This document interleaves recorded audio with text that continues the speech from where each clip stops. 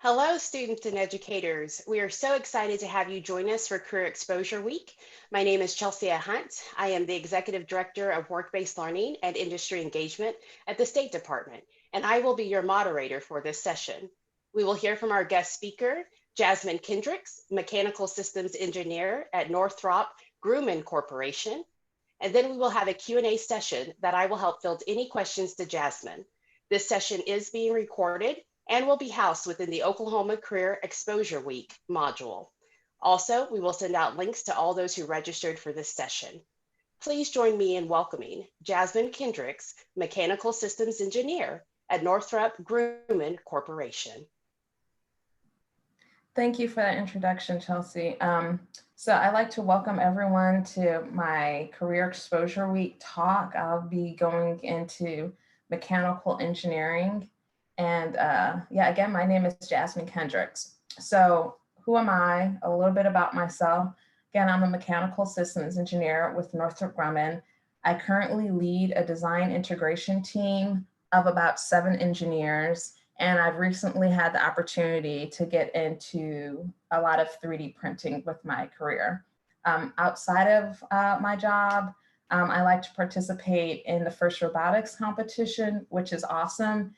If you ever kind of want a small taste of what engineering, a career in engineering could be like, these robotics competitions, and not just first, can be a great way to get yourself exposed to that. And once the pandemic kind of clears up a bit, I do want to start getting more stamps on my passport.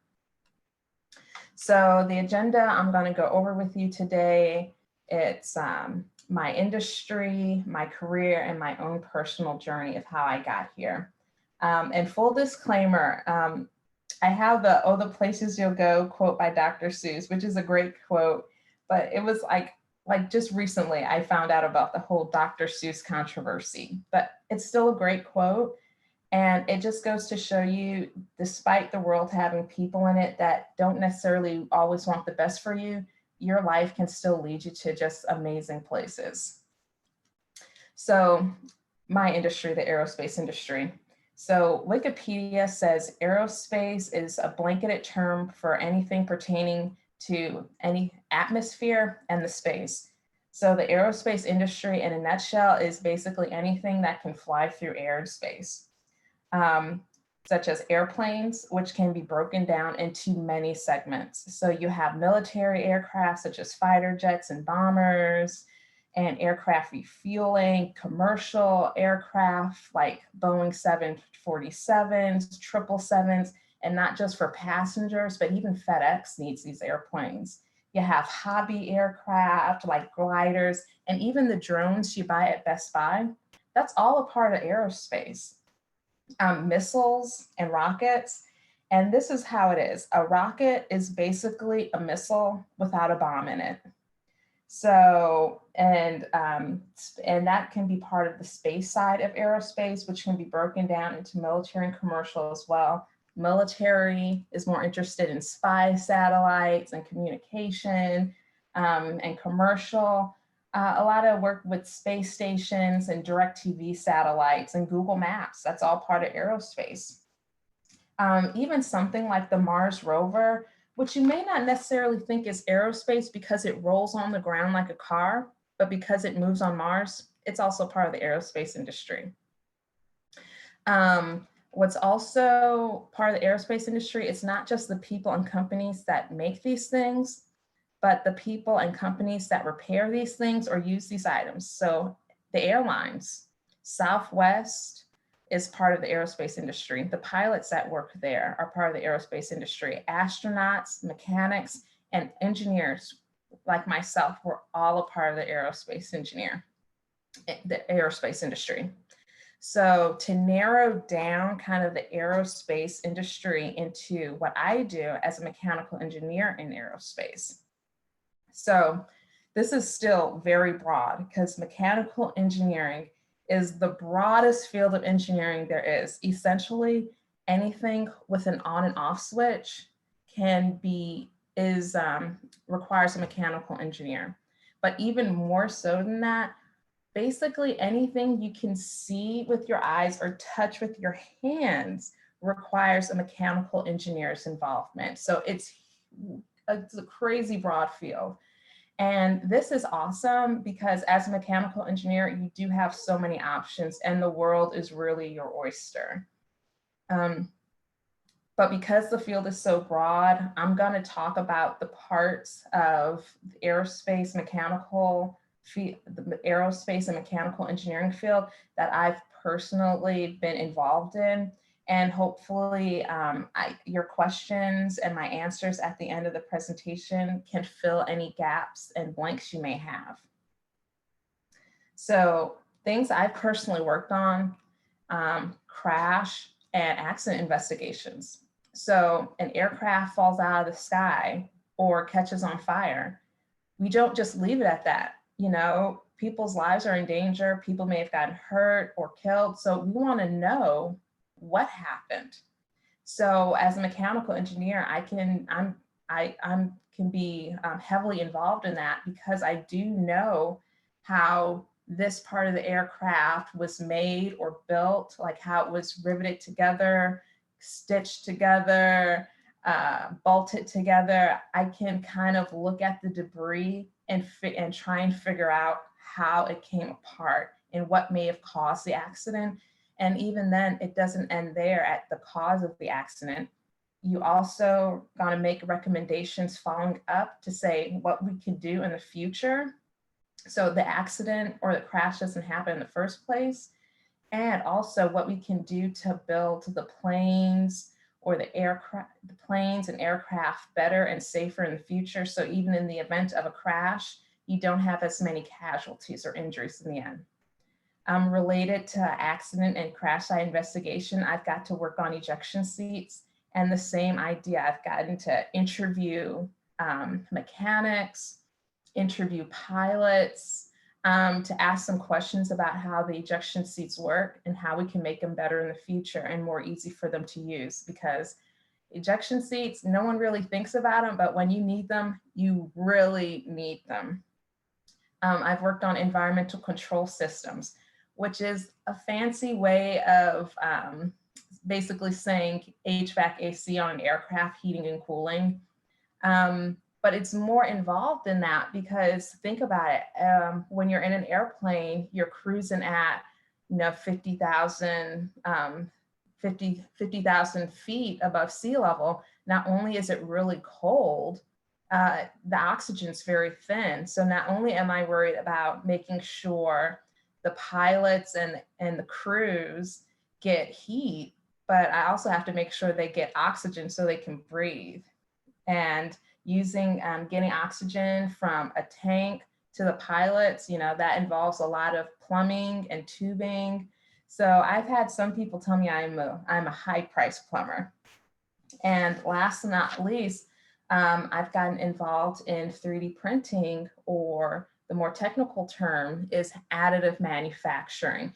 Now, this is an emerging technology that I am so excited about. It's so cool. And this is one of the great things about being a mechanical engineer, especially within the aerospace industry, because you do get to do a lot of the, just the high tech stuff, cutting edge of technology. Because, when it comes like airplanes and space vehicles, like that's the future right there. So it's such a super exciting thing. So the pathways to become a mechanical engineer, I'm going to try and cover that in as few steps as possible. And again, ask questions at the end. So let's start off with interest. If you are interested in how things work, how things are made, or even have taken things apart, think about becoming a mechanical engineer. If you've ever watched that show, How's It Made? If you've watched more than a couple episodes and haven't gotten bored, you may have what it takes to be a mechanical engineer. When it comes to your capability, I'm not gonna lie to you, you do have to be pretty good at math and science, but honestly, you don't have to be the best. You don't have to have the highest grades and the highest scores. Full disclosure, on my path, the first time I took calculus, I totally failed. I bombed. I got like 39% on my first test. Like I could have randomly guessed and probably got a better score. But I knew mechanical engineering was something I really wanted to do. So I worked at it. So I worked at it and took time to get better at it. So definitely don't let your grades, at least the first time around, stop you. When you pick your college, you do want to pick a college that is ABET accredited. That's ABET. ABET is an organization that ranks and that more or less ranks engineering schools. So if you go to a school that is ABET accredited, it's basically like having a golden ticket that you can show future employers that say, not only am I an engineer, I have an excellent engineering education. So it just makes looking for jobs so much easier. And after you graduate with your bachelor's degree, you can start looking for a job, or you can go on to try and get more education. Personally, I went straight into the field and started working. As far as salary ranges go, because mechanical engineering is such a broad field, it has the broadest salary ranges of like all the engineers. But if we narrow it down to mechanical engineers working in the aerospace industry, after you graduate with your bachelor's degree in engineering, you can expect to make around 60 to 65 grand on your first job. When you become mid-career, like 4 or 5 years in, you'll be making around 80 grand, and 10 years plus in the field, especially if you're working at your craft and getting better and better, you'll easily be making 6 figures. So a little bit about my own personal journey to becoming a mechanical engineer in the aerospace industry. I touched on it briefly. By no means at all was I just a math whiz in school. Actually, what led me to this is a teacher of mine asked me to write an essay for an essay competition. So yeah, I was way better at English and writing than I was any math and science, because I got to space camp by winning an essay competition, not a science fair. But space camp changed everything for me. It was so cool to see the history of the astronauts, to see the missions they were on, and not just that, but to talk to the people that worked with the astronauts on a day-to-day basis and that were living and working on the space station. And I was like, oh my gosh, I just have to be a part of this. So that's when I really started working at getting better at math. But you know, it's totally doable. You just have to want to do it. So the college I decided to go to was ABET accredited, and the one I went to was the University of Texas at Arlington. That's my alma mater. Again, when I graduated from school, I did not try and go and get master's degree or PhDs. I went straight to work. And my first job was in Oklahoma City after leaving Texas. And I worked on the B-52 airplane, which today is still like my favorite aircraft ever. It's big, it's old, and it's ugly, but it's the best. I'm telling you, if you're ever around one or ever get a chance to meet one of the pilots, they have such awesome stories. But after working for the B-52 for a while, I felt like there was more for me to learn. So I moved to Florida and I worked on a top secret program, which I can't talk about. But again, this is some of the advantages of being a mechanical engineer in the aerospace industry. You can really get to work on technologies that are so cutting edge that, you know, you can't talk about it because, you know, it could damage national security if anyone found out. So I worked on that secret program for a while. I got a taste of what it was like to be a James Bond, but from the safety of a computer screen. And I moved back to Oklahoma because I just really did like Oklahoma better than Florida. And right now, my main responsibility is I'm a mechanical engineer that works on the B-2 aircraft, but I also still get to pursue those 3D printed technologies, which is, it's just awesome to be on like the cutting edge of the industry and then the future like that. So that's my story and my path. And I would love to answer any questions any of you may have for me. Jasmine, that was amazing. I love just hearing your story. We do have some questions. The Okay. first one is, did you do an internship while in college? So let's see, I didn't do an internship. I definitely recommend internships because I didn't have anyone else kind of in my family that was an engineer. So I didn't have someone to guide me. But what I did do in college during the summer, I did work with my professors and help them in their labs and help them with their research. So I wasn't able to get like a professional internship, but still by working at those the university labs, I was able to get letters of recommendation from my own professors. Nice. And Jasmine, for your knowledge, is there any type of credentials that students who go the path of career tech could earn on their path to becoming a mechanical engineer? When it comes to engineering, experience. So what I would say if you're gonna go into engineering school, they're gonna teach you what you need to know. But if you have any experience and you can say you've worked on a project or you were part of a rocket team or a racing team, even as a hobby, that will just put you so many steps further than your peers. Nice. And Jasmine, curious to know, what kind of advice would you give students, especially students who are females who are trying to go into a STEM focused career and become a mechanical engineer just like yourself?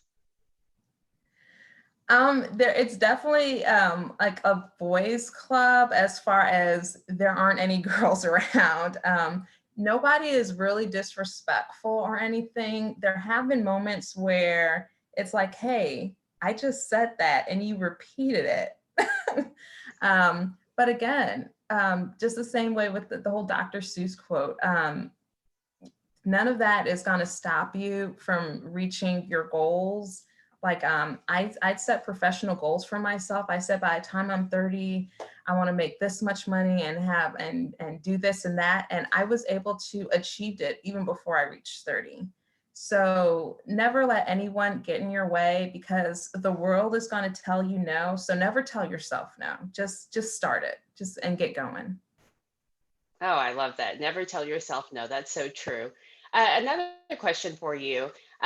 Really, what inspired you to even go into aerospace and defense career? What motivated you to go that pathway? It was really space camp. It really was. So again, I went to a really small Christian school, like basically 5 grades in one room, and there was still only like 12 of us. Like it was a really small school. And my teacher was just like, hey, you're really good at writing. Enter this writing competition about the future of NASA. So my mom was a nurse, so I kind of just wrote an essay about medicine in space, and I won. And because I was thinking maybe I'd just be like my mom, be a nurse, or maybe be a doctor. But once I went to space camp, I got to do like these bottle rocket projects. I got to like put on this gear that simulates what it's like to walk on the moon. It was just so cool. And that's what really inspired me to want to be a part of the aerospace industry. And even to this day, and I can tell you, when you graduate with a mechanical engineering degree or any engineering degree, really, because you're such a valuable asset and people automatically know, hey, you're one smart cookie, there will be people offering you jobs from this one and that one. They want you in the oil industry. They want you in the makeup industry. They'll want you in the car industry. But, I really focused on the aerospace, and I just want to stay here. I'm not bored with it yet. It's great. I love that. And I love hearing about the teacher relationship, because you had someone who inspired you and said, hey, you can do this, write a letter. Like you said, math wasn't your strong point, but you were very good at English and writing something and got inspired by your own family experiences. I love hearing that. Yeah. Jasmine, one final question for you. Yeah. Just general, what final advice would you give students who are maybe on the fence about going into an aerospace and defense career? Just maybe even like you said, they don't have they don't think they can do it. What final advice would you tell them?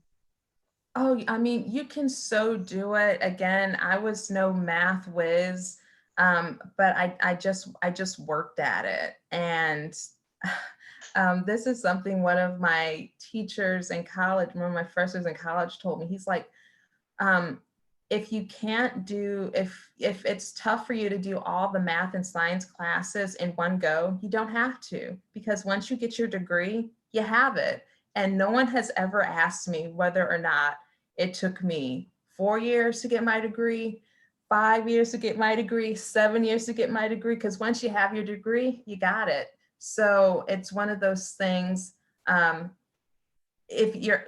Sure, it's great if you can go through and finish in 4 years, but it's absolutely not necessary. Very nice. Well, Jasmine, again, thank you so very much for taking the time to share about aerospace and defense careers with our students, and just to share your background and your expertise and your passion for what even started your career path in this field. I also want to say thank you so very much to our students and our educators for joining us today. We hope that you have enjoyed Career Exposure Week. We have just added a link in the chat for a post-event survey, so please let us know how you like this experience so we can better engage you for 2022.